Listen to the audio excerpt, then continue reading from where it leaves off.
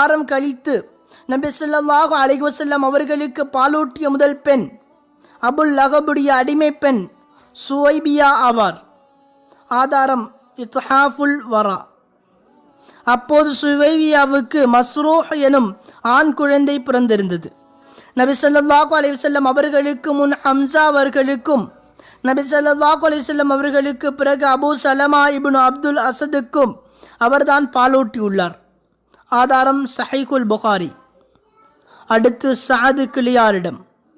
அந்த காலத்தில் நகர்ப்புற அரபிகள் தங்களது குழந்தைகளுக்கு பாலூட்டுவதற்காக கிராமப்புற செவிலியர்களை தேர்ந்தெடுக்கும் வழக்கத்தை கொண்டிருந்தார்கள்.